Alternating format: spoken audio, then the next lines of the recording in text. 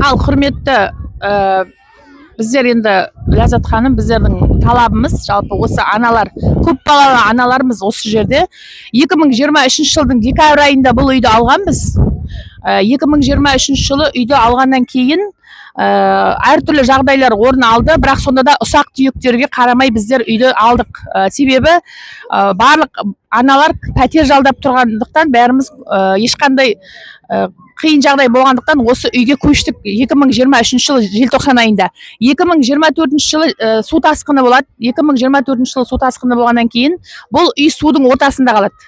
Су тасқыны подвалдың астына кіреді су. Содан кейін су тасқынынан кейін үйдің ішінде судың ішінде 2 айға жақын тұрды деймін. Сол апрельдің басында кетті ғой су. Майдың аяғына дейін әйтеуір осы жерде кемемен, қайықпен барлығымыз жүрдік, үйге кіре алмай. Эвакуацияға 2 айға кеттік қой да. Иә, сол кезде бұл үй су кеткеннен кейін судың орны, негізі судың келетін орны бұл үй. Енді судың келгеннен кейін үйдің ішінде әртүрлі жарлар жарылып, мына кафельдер өзінен өзі түсіп қалып, жоғарыдағы стеналардың барлығы қазір ойылып жатыр, мына балкондардың арасы ырсиып жатыр. Енді бұл айтайын дегеніміз, бұл жалпы үйді бізге аренда деп бергендіктен, аренда деп берді ғой, бірақ аренда деп бергеннен кейін бұл үйді өзінің бір бағалап қойып жатыр. Осындай мысалы 3 комнат 26 миллион деген сияқты, 2 комнат примерно 21 миллион деген сияқты баға қойған. Біздер әдейі барып сұрадым мен осы қозғалмастан бұрын. Сіздер осы үйді қаншаға бағалап жатсыздар деген кезде ЖКХ-ға примерно 3 комнат 26 миллион деді. Сосын мен қалай дедім да? Бұл қалай үйдің су кеткеннен кейінгі экспертиза қайда дедім. Экспертиза жасағанын көрдік қой бәріміз. Бірақ соның ешқандай сараптамасы кейін келген жоқ. Тұруға бола ма, болмай ма деген сияқты, жарамды ма, жарамсыз ба, ол ешқандай құжаты жоқ біз барып сұраған кезде. Үйдің құжатын Дархан бізге әзер тауып берді, жаңағы техпаспортына үйдің. Бірақ судан кейінгі сараптамасы жоқ. Енді ол үйді біз айтамыз, неге үйді 26 миллион 3 комнат бағалайсыздар? Бұл мүмкін су тасқынынан кейін өзгереді ғой баға. Себебі сәл төмен жеңілдетілген баға болса да деген сияқты біздер сол мақсатта енді аналар болып өзіміздің талабымыз бар қоятын. Хотя бы мына үйді тегін аударып берсін, хотя бы атаққа, иә. Айтыңыздар өздеріңіз. Жекешелендіру. Себебі біздер үйіміз әр жерде әртүрлі пропискада жүрміз қазір.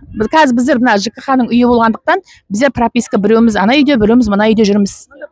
Пропискада біз ЖКХ-ның атында тұрмыз, жоқ. Біз ауада тұрмыз қазір. ЖКХ-ның атында. Бірақ көше бергенімен, прописка болғанымен біздер әлі үкіметтің үйі болғандықтан, иә. Сосын енді бұл үйді жалпы мына бірінші инвалид мүгедек бірінші нелерге аударып жатыр ғой тегін. Иә, бірінші, екінші группаға.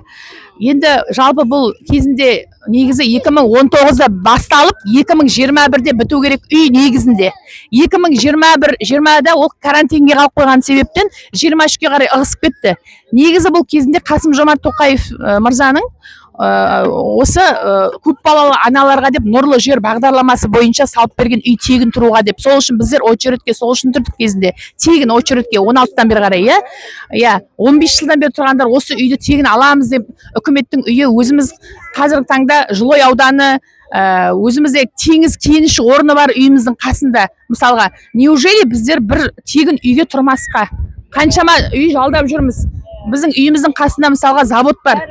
Неге бір Құлсары, Жылой ауданы, неге бір көп балалы анаға бір үйді тегін бермеске деген біздің ішімізде. Қазір көп адамдар арендасында төлей алмай жатыр, айтыңыздар. Аренданың бөліп тастап, аренданың өзі әртүрлі неге? Комуслугасы бар. Комуслуга бар, оның